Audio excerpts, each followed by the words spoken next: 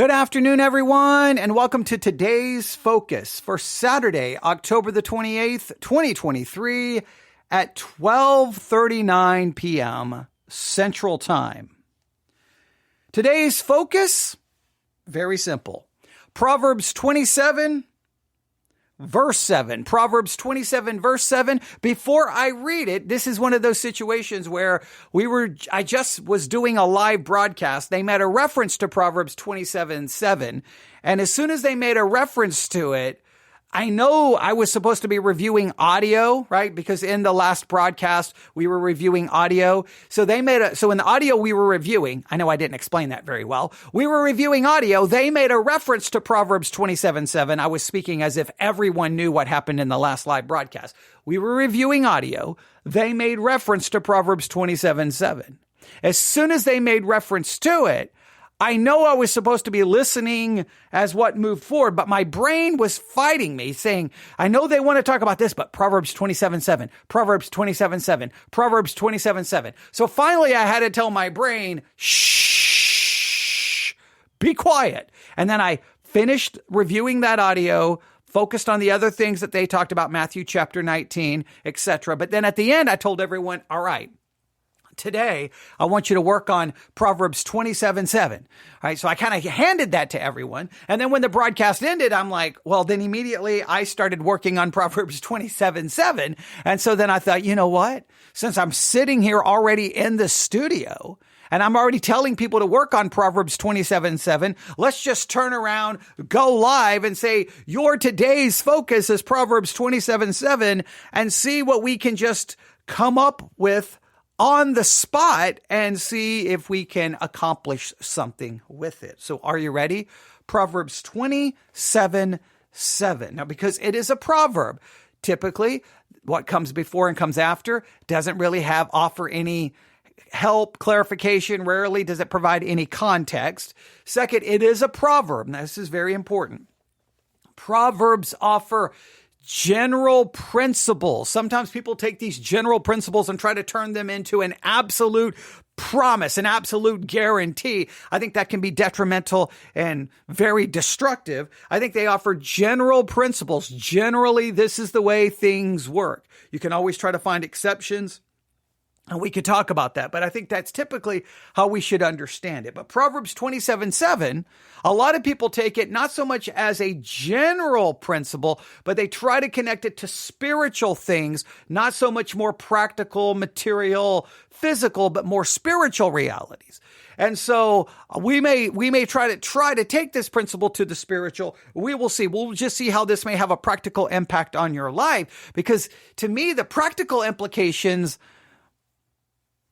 I don't know what you do with the practical implication. Like, to me, there would be only one solution for the practical implication. And I don't think anybody would want to hear that practical implication, right? Because it could be very negative. But let's just jump in and see what we can do with it. Remember, these are on the spot, impromptu thoughts, right? This has not been well thought out and studied. This is me saying, hey, today I'm focusing on this. Join me as we focus on this together. Here's my initial attempt to try to process it live on the air. And then hopefully what typically happens is then I get emails and then we kind of build together. And then sometimes we come back to it and then we can add more clarity to it. But are you ready? Here we go.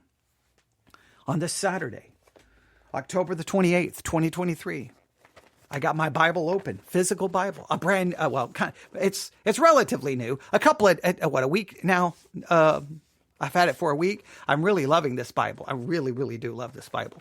So I may try to buy another one just so I have a backup when I wear this one out.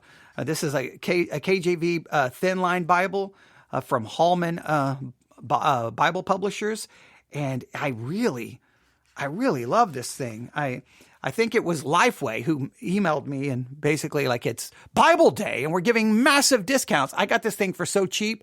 And when I thought, well, we'll see. And when I opened up the box and saw it, I was like, whoa, this thing is awesome. So, all right, there you go. I know you don't care, Proverbs 27:7, but it may fit into what we're about to talk about. Here we go. Proverbs 27:7, thinking caps on. Here we go. Here is your today's focus. the full soul, the soul that is absolutely full, loatheth an honeycomb. But to the hungry soul, every bitter thing is sweet. The full soul, the soul that is absolutely full, will loathe the honeycomb. And it seems that in the Bible, the honeycomb speaks of something that was very desirable. That's why we read in Psalm 19. In Psalm 19, we read these words. Psalm 19, speaking of the word of God is to be desired. More to be desired are they, the word of God, than gold, yea, much fine gold, sweeter also than the honey and the honeycomb. The word of God is to be desired. It is more than gold and more than the honey or the honeycomb. And it's like, so in other words, that's stated in a way that would be like, whoa, you're telling me God's word is more important than gold and the honeycomb? But the honeycomb seemed to have it must have been because of its taste. And it was something that was, everybody would want it and desire it. It was something really great. And it's like God's word is to be desired. Well, here it says the person's soul who is full will literally loathe the honeycomb.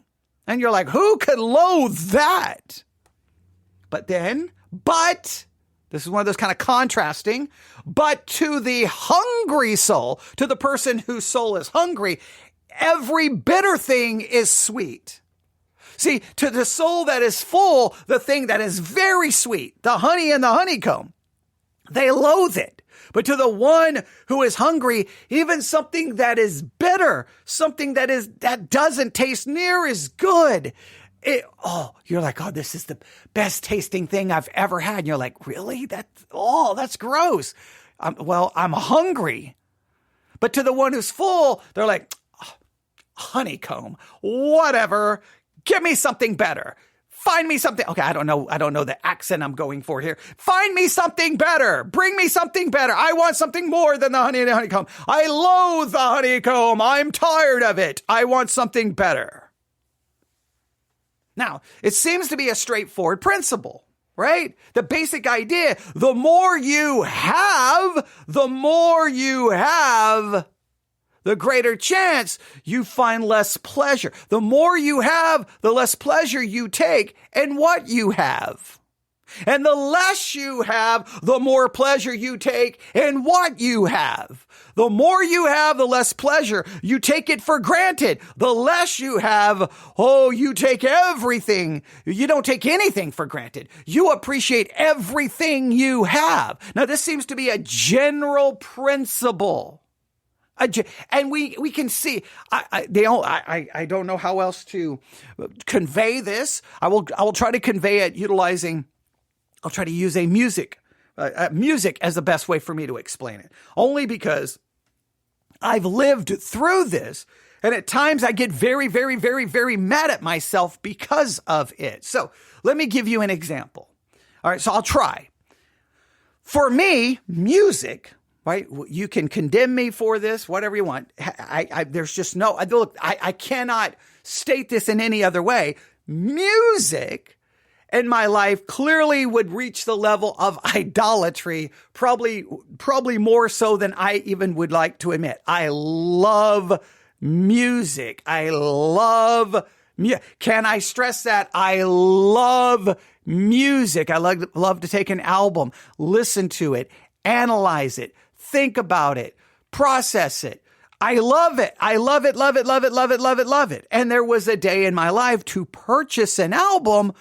I didn't have a lot of money. So whenever I purchased an album and I would bring that album home and I would, open up the wrapper, right? Okay. Look at the liner notes, pull out, if it was an LP, pull out the LP. So I would literally take the paper, smell it. I love the smell of it. Touching the paper, touch the sides of the LP. Obviously, you don't touch the grooves, you don't want to get your fingerprints on it. Touch it, look at it, right? Make sure I clean it really good. Make sure my stylus was clean and place the needle on it and just sit back and listen. I paid hard-earned money for that, right? So then I had a physical, there was touch, there was sight, there was smell, there was invested interest in it. And so every album was a journey into like a new world. And I would live in those songs and analyze it and sometimes create my own stories from it. And I loved it. And I cherished every single album. And then on the days where, I mean, it was pretty frequent in my life. I would be waiting at the door, waiting for the record store to open. I know I'm dating myself. But I would be waiting at the door for the record store to open, and as soon as it opened, I would come in. Sometimes, this didn't happen all the time, but a lot of times I would be. They got used to me always being there, even when I was little. I was always at the record store, and sometimes they would be like, "So, which album are you looking for today?" And I'd be like, "Oh, I want this one." And sometimes they would let me open the box and pull them out because I hadn't yet put them up on the. And I was like, "Oh, this is so awesome! This is so awesome! This is so awesome!" But I could see, I would walk around the record store for hours. But I know I couldn't buy 99.9% of everything. I could touch it. I could look at it going, man, I wish I could buy this. But I always had to, then I would take it like, I would pick 5 that I wanted. And then I would just go back and forth, picking them up, looking at them, realizing I could only buy one. And then I would finally pick the one, realizing that there were all those others I wanted. But man, I would cherish that album, live with it. I mean, I listened to every single song as many times as I could because it was a unique thing. I didn't have a lot. I had a little, right? And I remember anytime I could earn extra money. I mean, I've told the story before. A good portion of my childhood, the money I was given by parents to spend at school for my school lunch, I didn't use the money. I went without food. I would go without food Monday, Tuesday, Wednesday, Thursday, Friday. Sometimes it took 2 weeks. I would go 2 weeks without food during school so that I could save the money so that I could go to the record store the very next new music day so that I could buy me. I went without food to get music. And whatever music I could get, I never loathed it. Even if it wasn't my favorite, I found some way to do something with it because I was hungry. So even an album that was not my favorite, it was still sweet because it was music. It was something awesome. But guess what? One day, and I know it didn't quite go this way, but it felt like all of a sudden one day I woke up and it was like, hey, come here, psh, come here.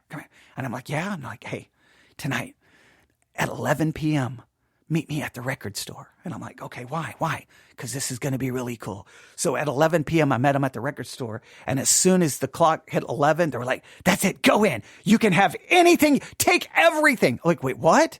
Is this illegal? No, it's a new thing. You can go into the record store and you have access to everything. And I'm like, wait, what is happening right now? What is happening? And they're like, it's the new world of music streaming. You pay one fee a month and you at every Thursday night at 11 p.m., all the new music will drop on that music streaming service and you can listen to anything. You can just go to this, to this, to this, to this, to this, to this, to this, to this. Well, that's amazing. That's awesome. But you know what happens when you have access to everything?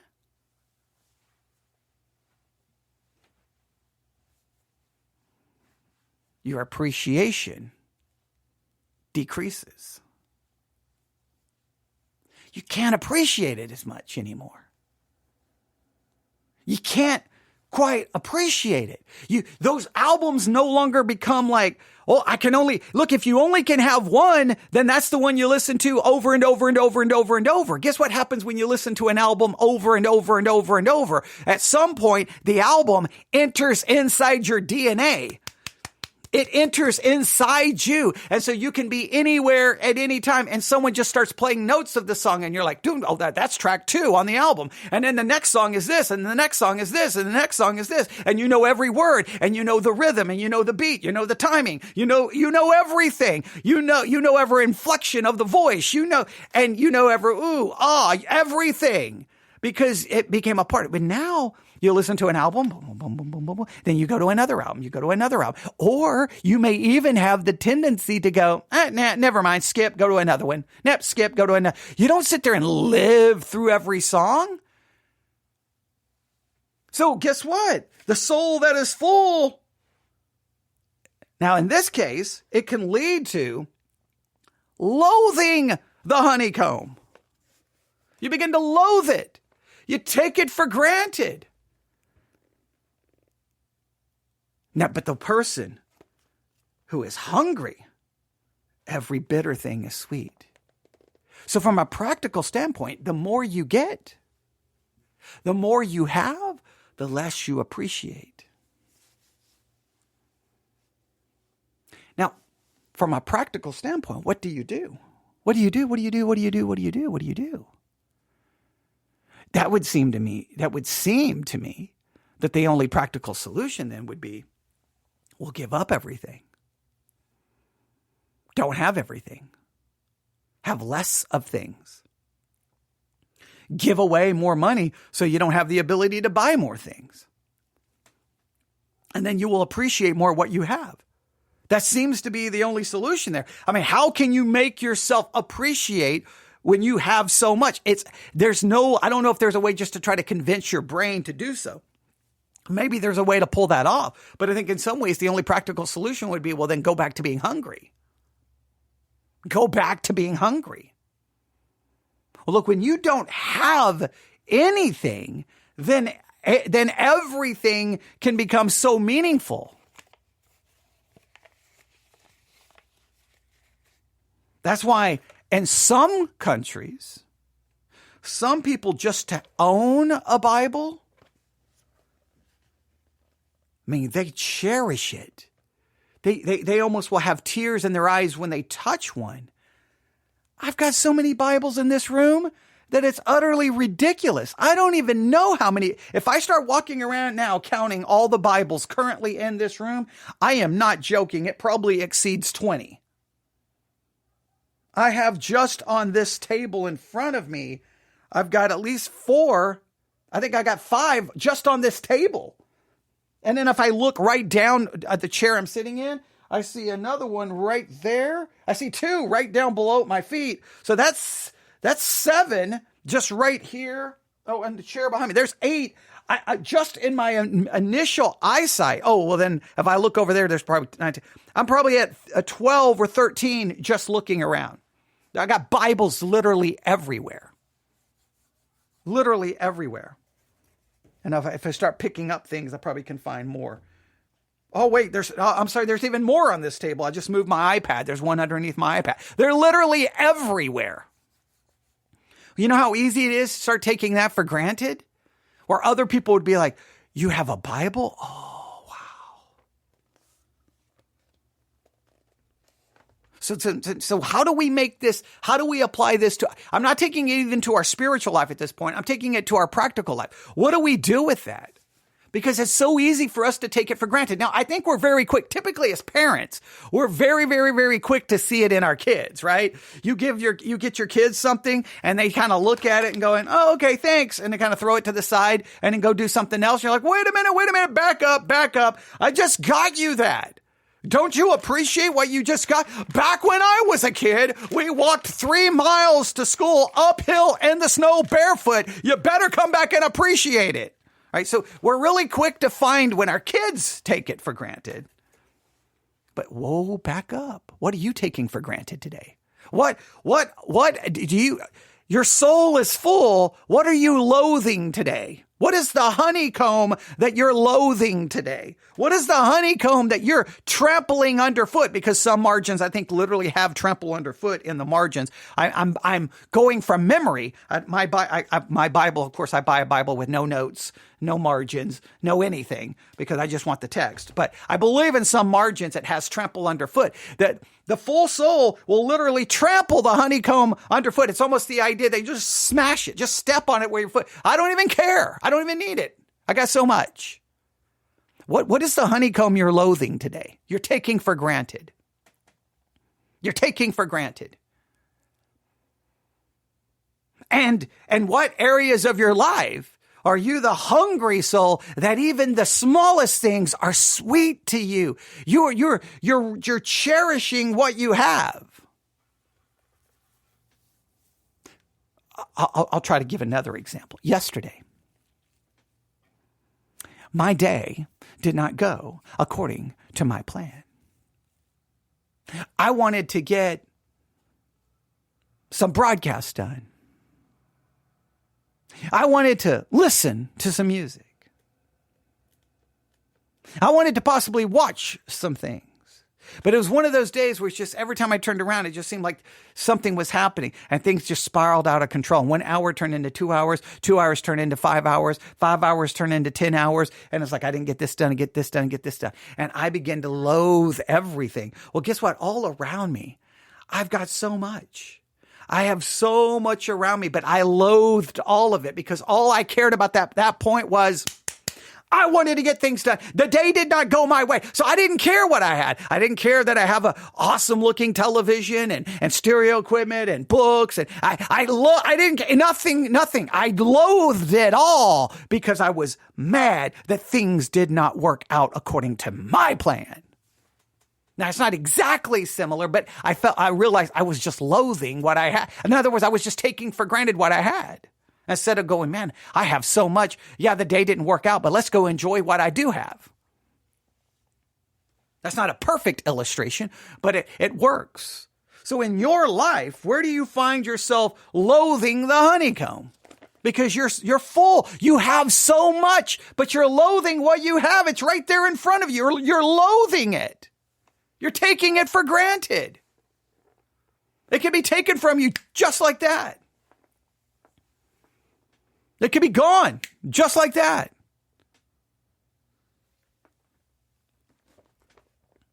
And in what areas of your life you feel the hunger?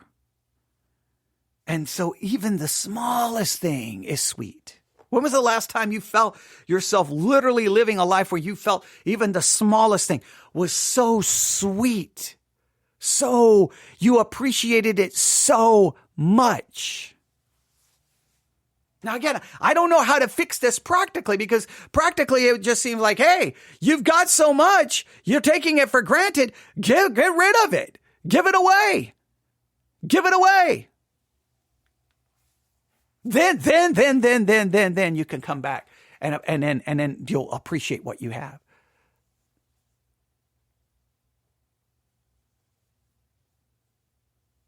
I don't know how to fix it practically. I really don't.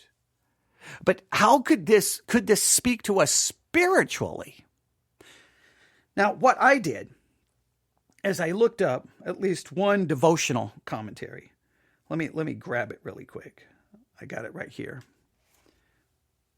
And this is what they said. The full soul loathes, in parentheses, treads underfoot, and then they have MARG for margin. So somehow in their Bible, I don't know which Bible they're looking at, that's how it reads. I'm going to grab a different Bible here just to see. I think this one does have like things in the margin and notes, and see here if they go with that concept. The full soul loatheth. And let's see here. I don't know what letter that is. Does it say that? Let me look here. They don't have a footnote here. Thought they did. Yeah, I don't. I thought maybe they had a footnote. So I don't know where they're getting that footnote from. So I cannot this very moment verify that dogmatically. But you can do a little bit of work there. But the idea is the full soul loathes or treads underfoot, according to at least one commentary, and honeycomb. Again, treading it underfoot to me is very graphic. It's like, there's the honeycomb. Just smash it. I don't even care. I don't want it. Who cares? But to the hungry soul, every bitter thing is sweet. Now, this is how the commentary reads. This is a true figure as regards the enjoyment of this life. Abundance, instead of increasing the happiness of the possessor, deprives him of the rest, which often belongs to a more scanty portion. So it actually, abundance, instead of increasing their happiness, it tends to deprive them of the happiness and of the enjoyment. Abundance is the enemy to enjoyment. Abundance is the enemy to satisfaction, to truly appreciating it. But those who have a smaller, less portion, they find greater enjoyment. That seems counterintuitive. The more you have, the less you enjoy. The less you have, the more you enjoy. So do you want more? Do you want more things and have less enjoyment, or do you want less things and more enjoyment? Which do you so choose in your life?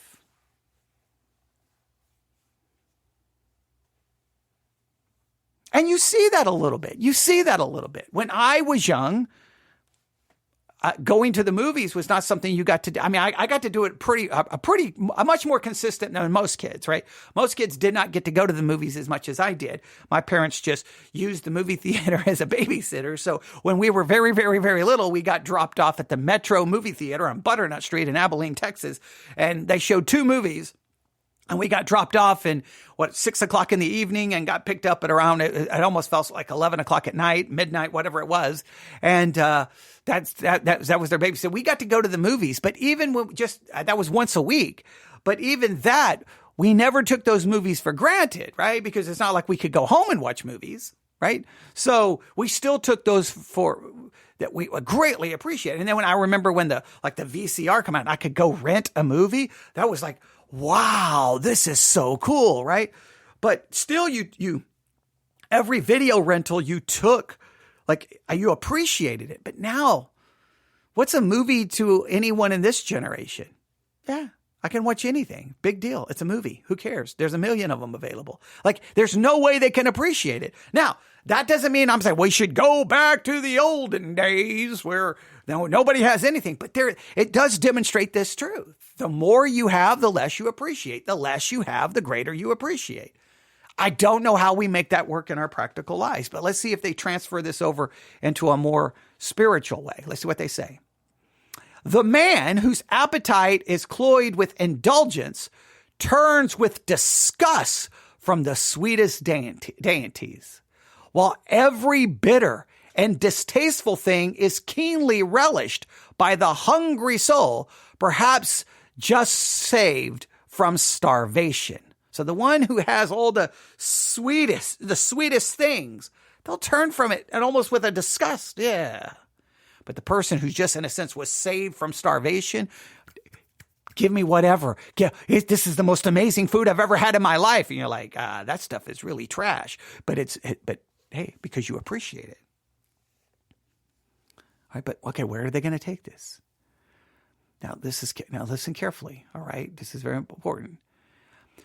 This healthful appetite is one of the many counterbalancing advantages of poverty. That's interesting. The sated might well envy the luxury of a homely meal.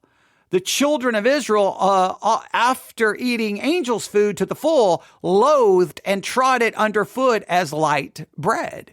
That's true. Remember when Israel was starving, they needed food. But once they started getting the manna, after a while, they loathed it. At one point, they were starving. Give us food or we're going to die. Send us back to Egypt. And then they start getting the food and they're like, oh, this is so good. And then after a while, they're like, oh, we're so sick and tired of this. Okay. So we once again see it even played out there. Now, here's the question they ask. All right. And I skipped a little bit of that, but okay. All right. Here we go. And is this not so in spiritual things? Is this not so in spiritual things? Now, before we leave the practical, let's at least stop here and try to put something down that we can grab onto today for today's focus, right? Remember, I mean, I know this is supposed to only be 15 minutes, but this is probably going to go a full hour at this point, but that's okay. This is important stuff. I want you today to really look at your life and see, what are you loathing? What's the honey and the honeycomb that you're loathing, that you're taking for granted, and you're not really appreciating what you have? because your soul is full. Because you have so much, but you're not appreciating it. You're not finding joy and contentment in it when you probably should, because some people don't have what you have. And then on what other areas where you have a hunger that you are finding great enjoyment in the smaller things. Like at least just, I don't know how to tell you to fix it per se, but you at least need to be able to acknowledge where this is occurring at a practical level, because it could say a lot about your life and maybe what things you're struggling with. All right. So at least do that. Now let's now flip it from the practical to the spiritual. Now, does this work in the spiritual? This commentary asks the question, and is this not so in spiritual things? Is this general principle that is true in life, is it also from a materialistic, physical way, is it true when we transfer it over to the spiritual? They go on to say this. Rich and increased in goods and having need of nothing loathes the honeycomb of the gospel. Now, what are they referencing there? Do you get the reference? Rich and increased in goods and have need for nothing. Is that not in the book of Revelation? Is that not in the book of Revelation? I'm going to flip over here, see if we can find it in the book of Revelation. Isn't that the church of Laodicea? Am I right or am I wrong? There's the church of Ephesus. Okay. To the church of Pergamos. We got that one. Okay. There's the church of Sardis. Okay. Let me see if I'm missing one here. Church of Philadelphia. And then unto the church of the Laodiceans. Here we go.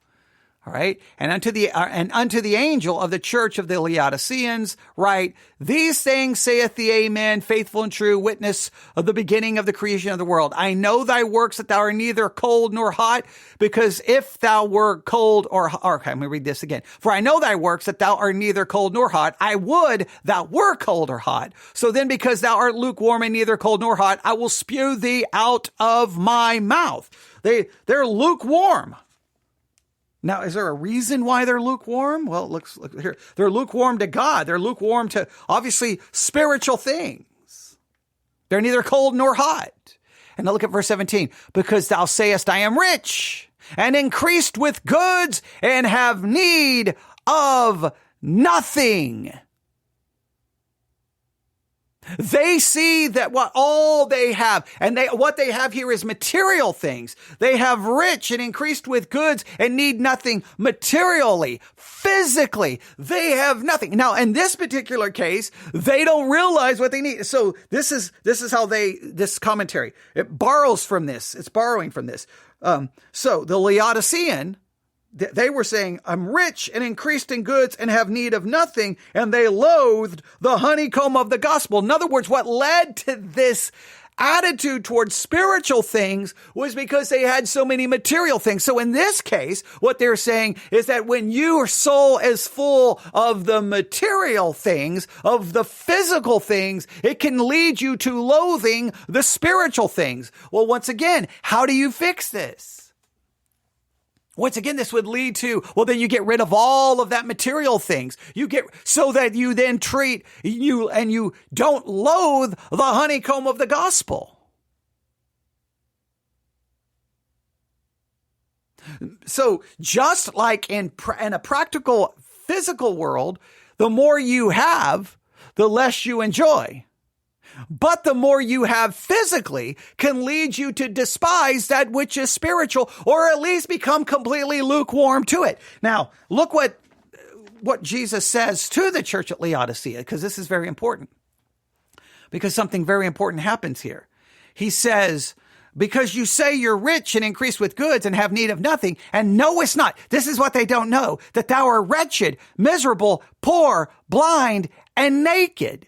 The point is, spiritually, they see so much of their physical wealth and prosperity that they don't see their true spiritual condition. They don't know that they're wretched, miserable, poor, blind, and naked.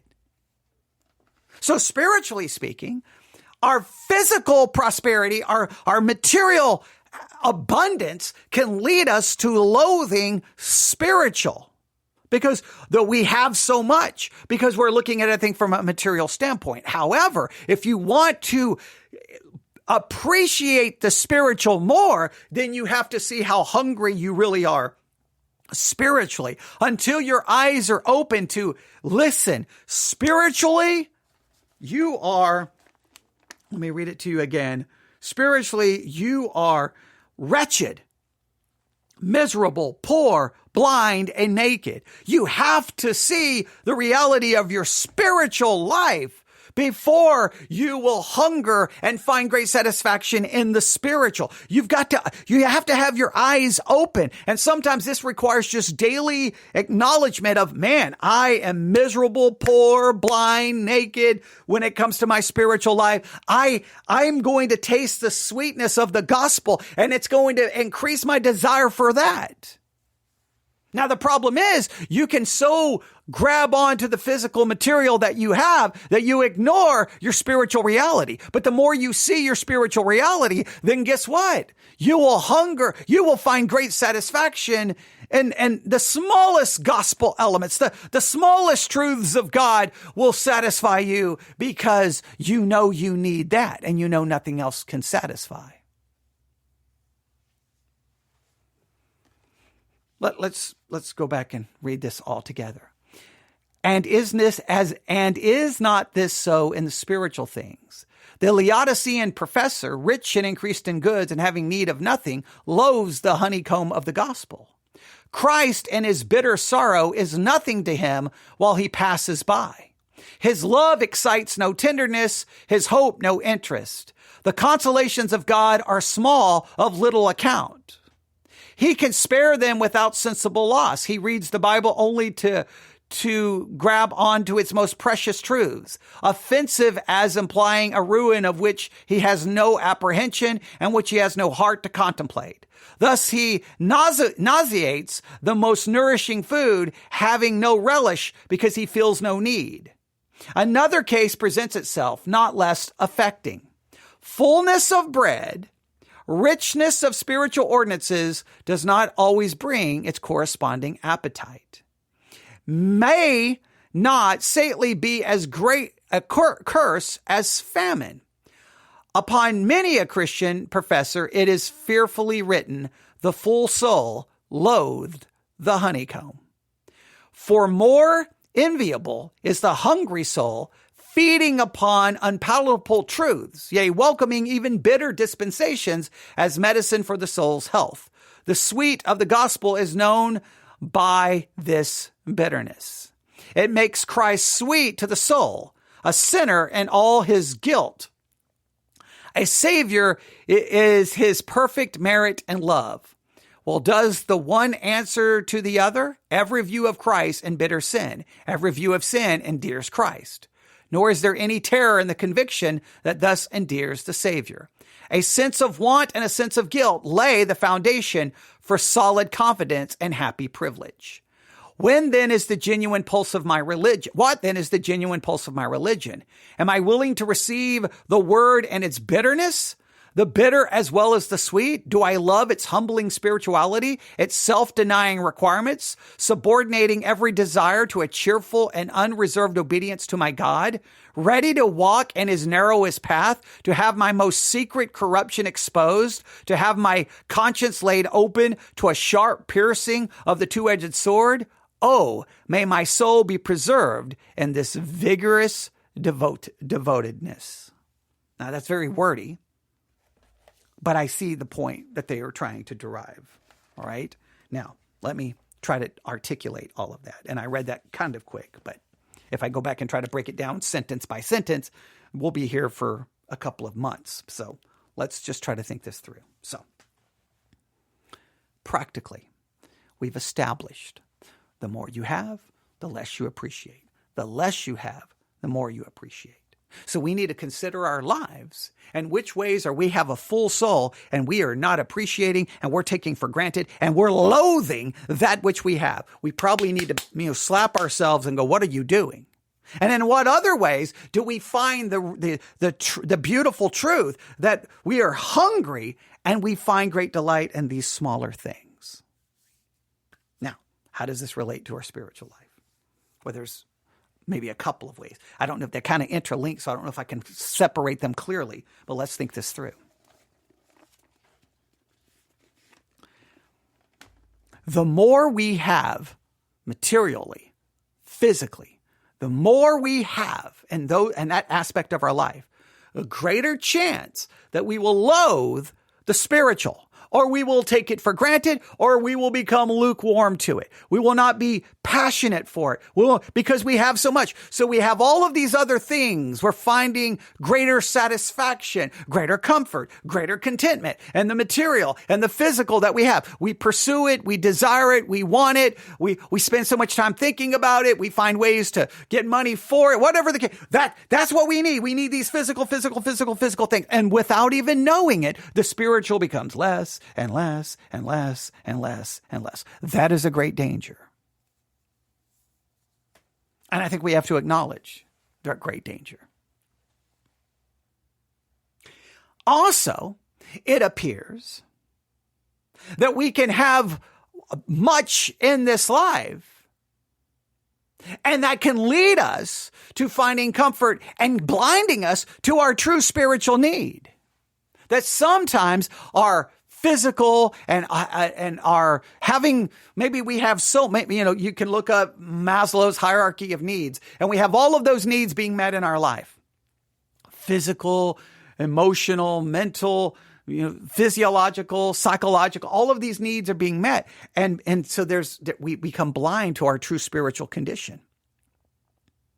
So on one hand, the more we have can make us almost loathe the spiritual because we don't really need it. So we almost become apathetic to it and we become lukewarm to it. On the other hand, all of our needs being met can make us not see our true spiritual condition, can convince us that we're not miserable. We're not poor. We're not blind. We're not wretched. We're not naked.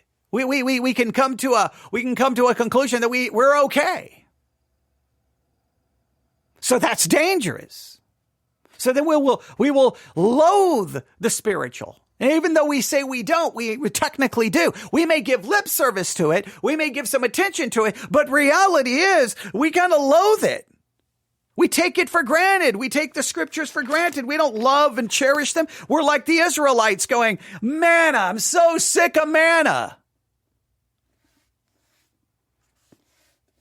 So from a spiritual standpoint, it seems to be the answer is we have to then really see ourselves, our true spiritual conditions. And our true spiritual condition is that we are wretched. We are miserable. We are poor. We are blind.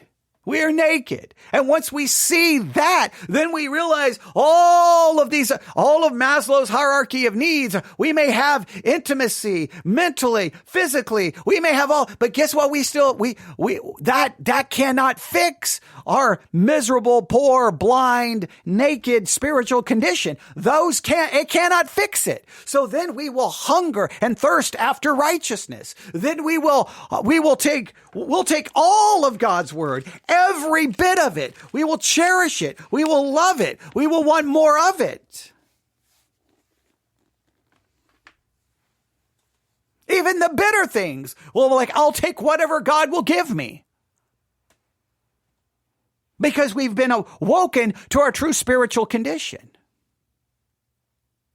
Now, again, this seems to lead to a kind of the solution then is, hey, get rid of all of those material things so that you won't be so blinded. I can understand that. You have to process how that works. But I know the one thing that we can constantly try to do is be open and honest with what we really are spiritually. Sometimes it requires, who knows what will lead to it, but sometimes we wake up one day and it's like, boom, what are you doing? You poor, blind, miserable, naked sinner. What are you? And then you're like, oh, wow. I need Christ. I need righteousness. I need forgiveness. I need his blood. I need his word. And then we start looking to that.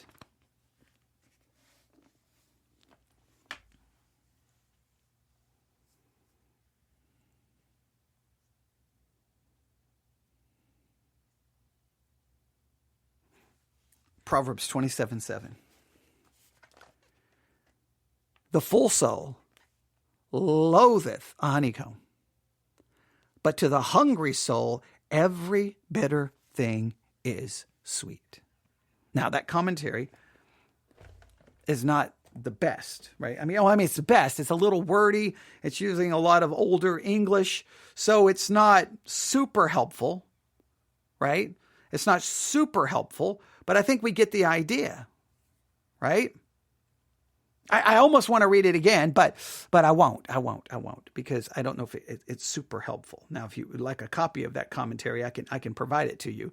But I went to, if you want to know, I went to Grace Gems, gracegems.org. I went to commentaries, and I don't know which one this is. It's Bridges on Proverbs.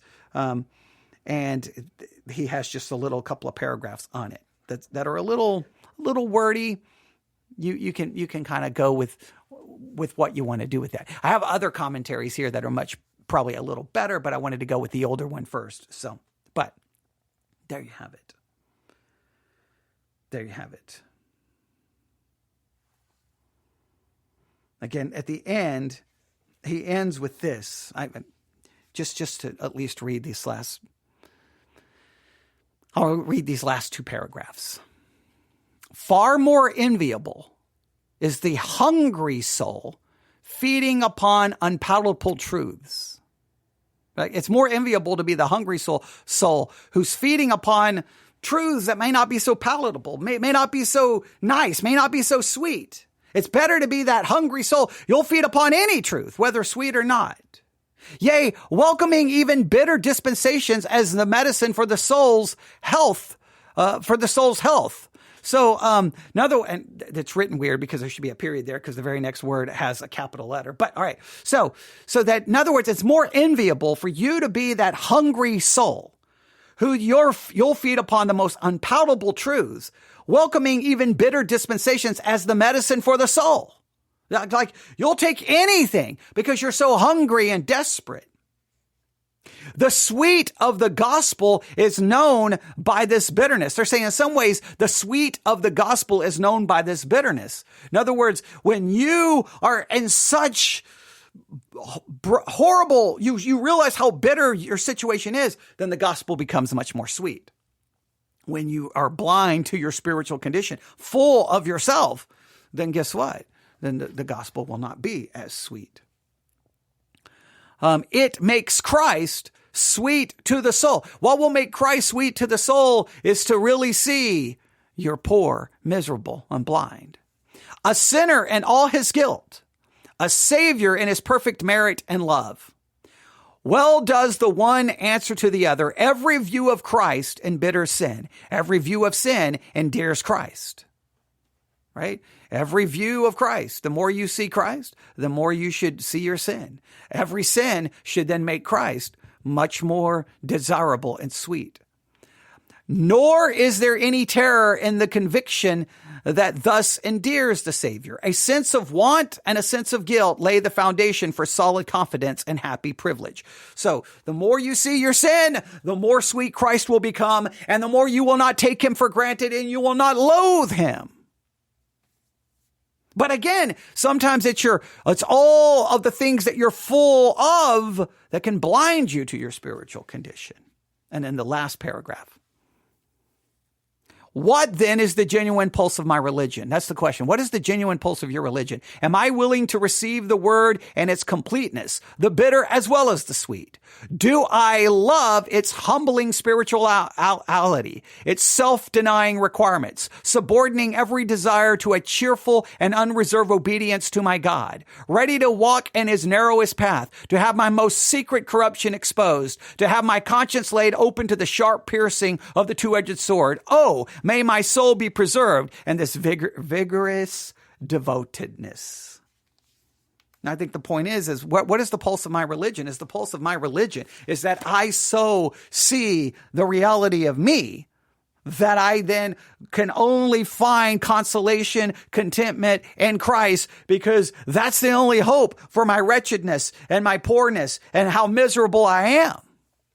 Now, what we have a tendency to do is we go find everything else to fill our soul, to meet all of our needs, and then we just forget how miserable and poor and blind we are, which seemed to be the church of Laodicea. They couldn't see their real condition because of their material things. Well, you can go get everything you want in this life. You can get it. You may want it. You may desire it. And you get it. And you grab onto it. But listen, sooner or later, the miserable, wretched state of your spiritual life is going to then destroy the sweetness of what you have.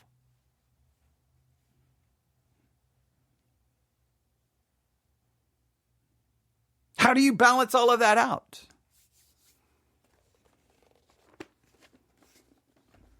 That is your today's focus. Let me read it to you one more time. I just closed my Bible, but then I thought, well, I'll just read it to one more time. The full soul loatheth a honeycomb, but to the hungry soul, every bitter thing is sweet. I place that in your capable hands today. Meditate, think, look at it from put it in the light, look at it from every perspective, struggle with it, talk about it amongst yourselves. Just have normal conversation about it today, or you can email me, newsif@yahoo.com. That's newsif@yahoo.com. All right. Thanks for listening. Everyone have a great day. And that is your today's focus for Saturday, October the 28th, 2023. May God bless you as you meditate on his word.